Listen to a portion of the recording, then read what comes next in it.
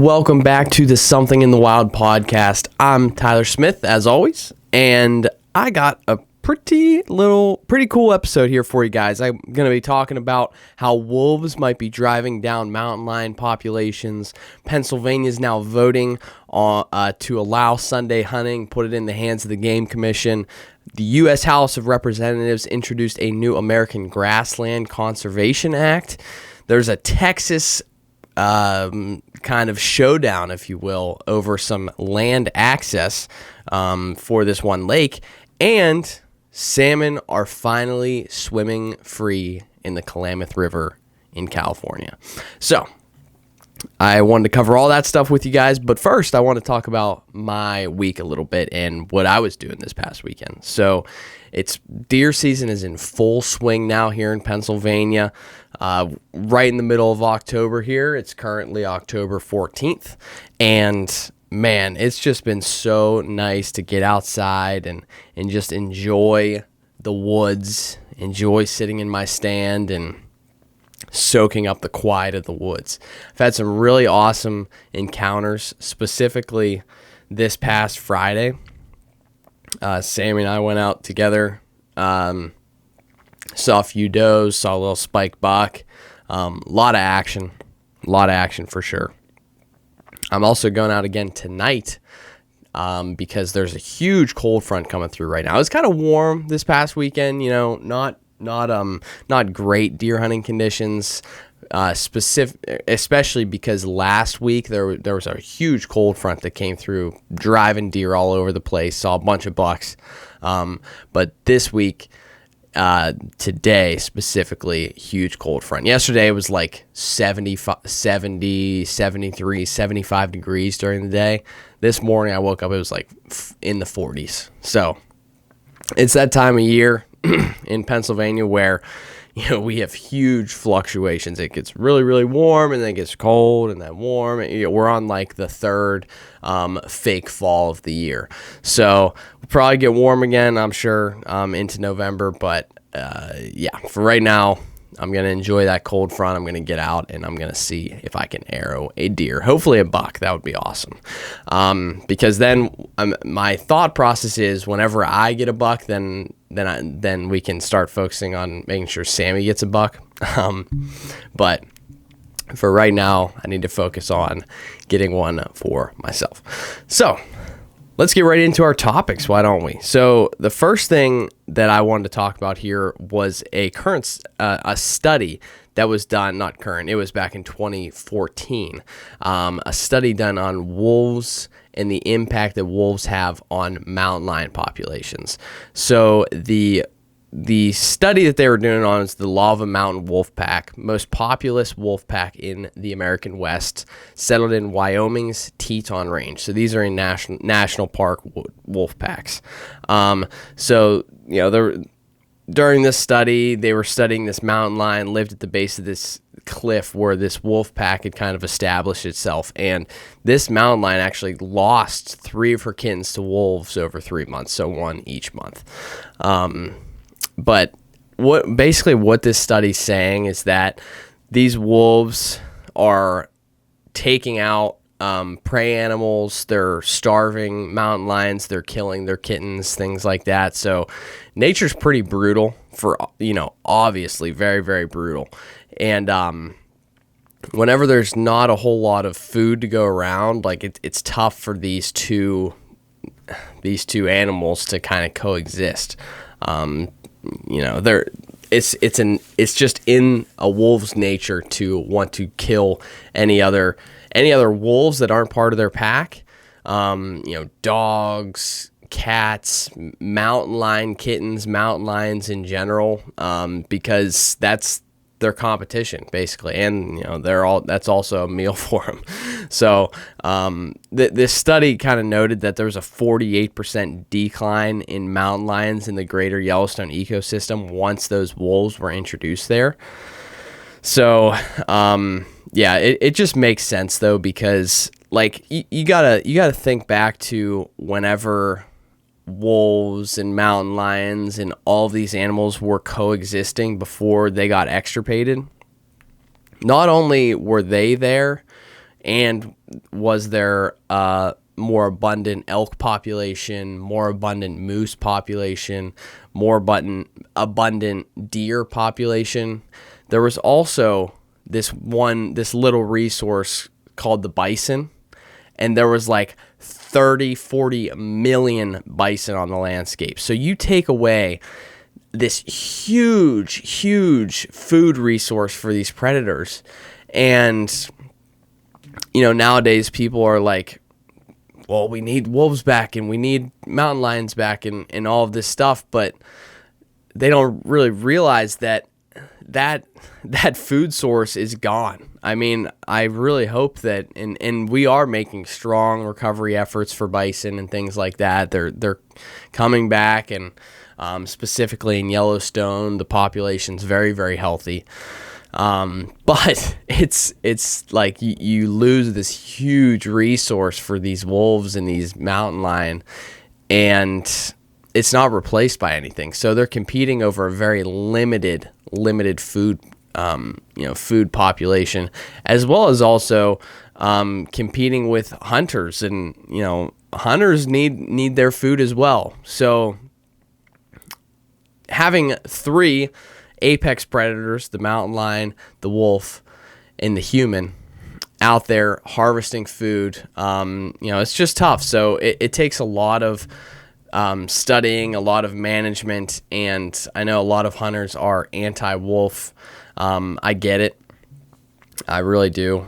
But, they were here first. So I will give them the benefit of the doubt and say that, yes, they do belong in the landscape, but I think that there needs to be very thoughtful management of wolves, thoughtful management of mountain lions, thoughtful management of prey populations. So just to make sure that not one specific resource is outcompeting the other, and things like that, making sure that populations are healthy for hunting, so that people that rely on hunting for their food can, in fact, go out there and get their food. Make sure that wolf populations are healthy, and making sure that they're not getting out of hand, like they possibly could. Making sure that mountain lion populations are healthy, making sure they're not getting out of hand, not starving themselves, things like that. Very, very important. So next, let's talk about the North American Grasslands Conservation Act that was just brought up here, introduced to the House by bipartisan representation, which should go without stating. I feel like this is something that needed to be addressed, that needed to happen, because over 70% of Americans' prairies have disappeared. They're gone. And grassland bird populations are down over 40% since 1966. This is the bobwhite quail, pheasants, monarch butterflies, elk. All of these animals rely on these grasslands for grazing, for food, for habitat. And specifically the grassland bird populations that we're talking about prairie chickens, like I said, pheasant, grouse, quail, all of this stuff. Basically what this bill is doing is aiming to protect and restore that, using a voluntary incentive-based management program. So a lot of, there's not a whole lot of public land around grasslands. There's not a whole lot of grassland ecosystem public land. But what this bill is kind of doing, it's incentivizing landowners to, stand up and make a difference and make their property more rich for game birds and things like that. So instead of worrying about trying to add new land and then managing that through the government, we're incentivizing private landowners, which is always a good option whenever you're trying to get something done, because you got to make sure that something's in it for the landowner themselves, but being able to incentivize things and also for a good cause. I mean, it's all good things. All right. Now, let's talk about the Texas access laws and the river access and what's going on down there. So, a private landowner down in Texas illegally extended their land to block a public access point to a lake, using a backhoe and installing a fence. So this is Crestland Lake in East Texas, also known as the Cutoff. And this lake has a very long history of public recreation and access, and it was designated as a public water body by the Texas Parks and Wildlife a long, long time ago. And the state recognizes that this is the public's land, and this has been going on for, I think they were saying, like 2 years now. These people have been trying to fight to get this fence removed and suing this landowner and things like that. It's crazy that nothing has happened yet. And the reason that they're saying nothing's happened yet is because this guy, apparently this landowner, has political connections, seems to be hindering the movement to get this fence removed, get people back on the lake, make sure their access rights are enabled. And these illegal activities just keep on continuing to persist. Absolutely crazy. But there is a citizen group called Save the Cutoff. They were just formed, filing multiple lawsuits to try and regain control of this public piece of property. So the first lawsuit is to enforce the Clean Water Act provisions against illegal dredging, which is what this landowner did. He basically used a backhoe to dig up some of the land and then install his fence, and a lot of it turned into runoff. It fell into the water and things like that. So they're saying that the Clean Water Act was violated. The second lawsuit challenges the landowner for blocking the access and violating the Texas's water code. So this is the second lawsuit's going after the landowner, and the third lawsuit is targeting the county for failing to maintain historical access. So this is kind of like a trifecta. Everyone is getting a little piece of the pie here. Colorado Parks and Wildlife, the landowner, and the landowner again, I guess, because he is polluting the water. So a lot going on. Citizens have spent close to $200,000 in legal fees so far, which is absolutely ridiculous for something that's been public for a generation, 2 generations, 3 generations. Just because one person is a little bit greedy. And we need, in this country, we do need to make sure that we are holding up landowners' rights, but also enforcing their responsibilities, what they need to do. They need to make sure that they're not encroaching on public land. They need to make sure that they are enhancing their habitat for wildlife, for certain things, making sure that it's environmentally friendly, things like that. And that's where that bill comes into place, the act, the North American Grasslands Conservation Act. So there's a lot of things that landowners need to do. They just need to be held accountable and make sure that they are, in fact, doing those things. All right. And last but not least, to end off on a great note, the Klamath River along the California-Oregon state line, loved by tribal tribes and natives and things like that for its abundant salmon populations, was dammed up. Oh my gosh, when was it dammed up? Like a very, very long time ago. Well, on October 5th,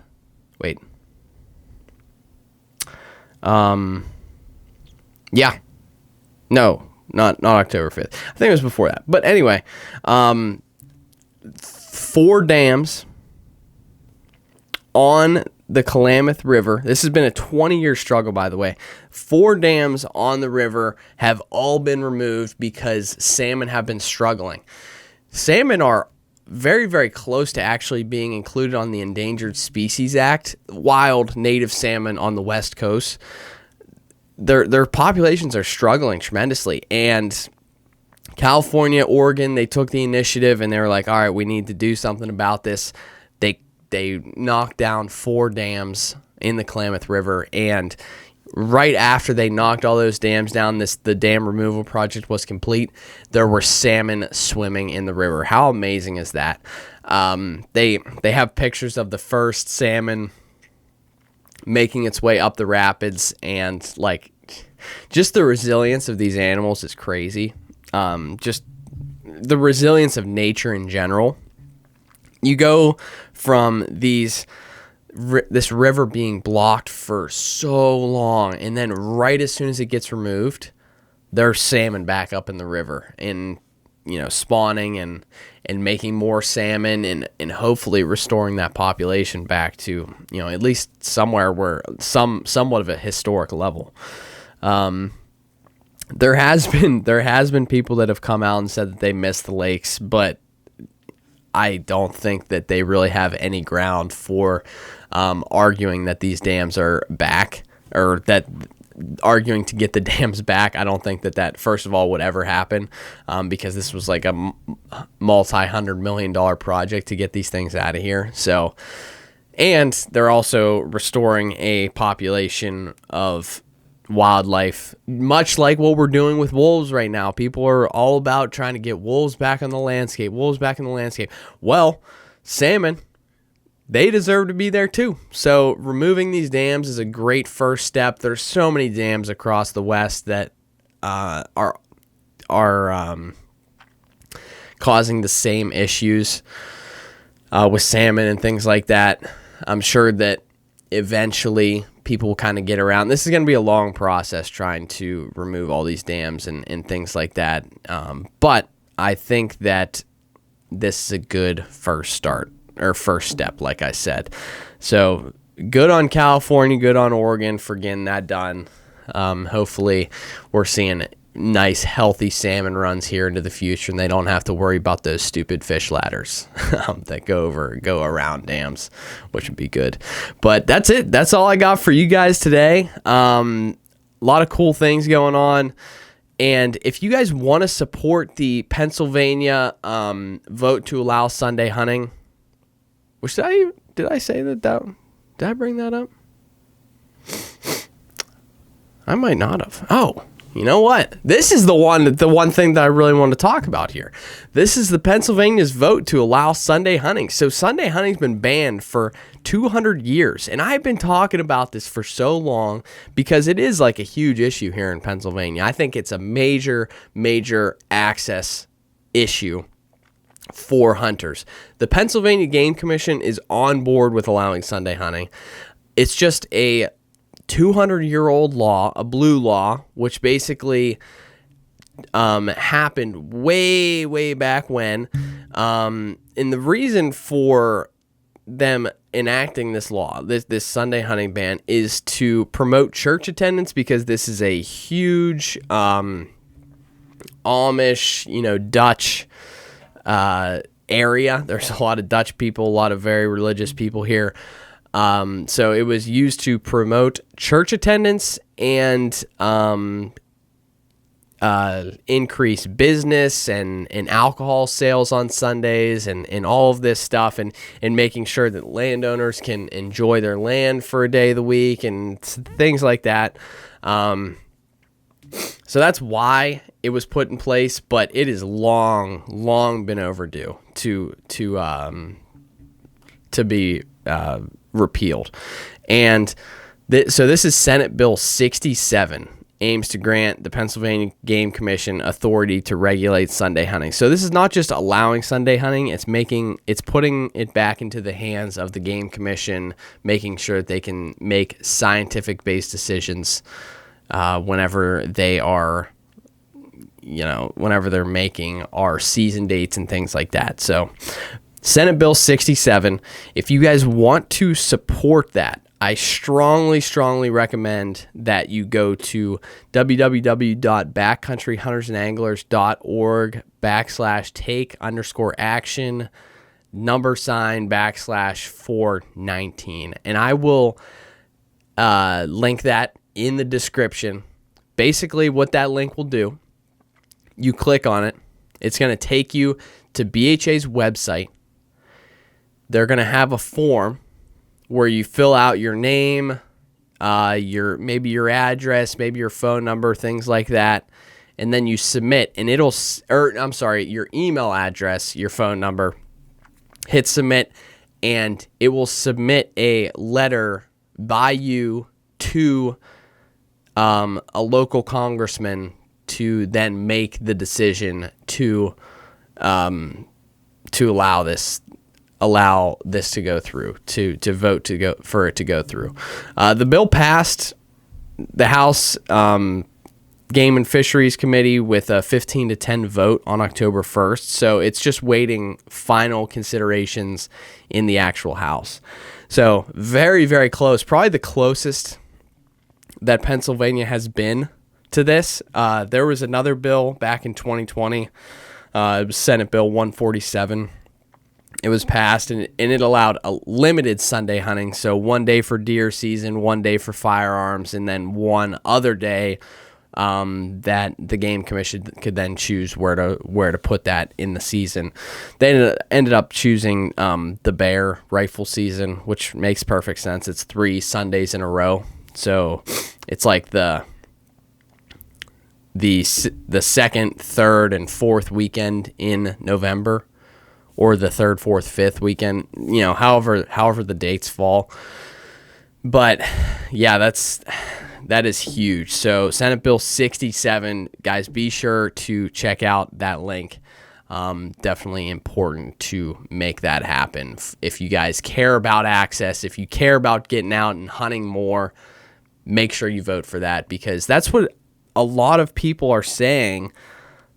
People that have hunted in the past can't hunt, or that don't hunt have hunted in the past and don't hunt anymore. It's because they have limited access as the primary issue. If you're not really super dedicated to it, it's tough. You only have 1 full day a week to hunt. If you got a job, if you got a full-time job, can't get out in the afternoons, or say you live far away from your hunting property or things like that, it's tough to go out for just 1 day. There's no momentum build up. There's no nothing. You only get out for that 1 day and then maybe do some scouting on Sunday or whatever, and then you got to wait a whole week until you can get back out. So making sure you're checking that out. Very important, not only to me, but to other Pennsylvania hunters. And I again link that down in the description. But now I think I'm good.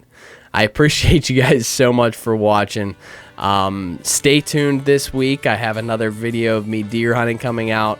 Should be interesting. Hopefully I get one tonight.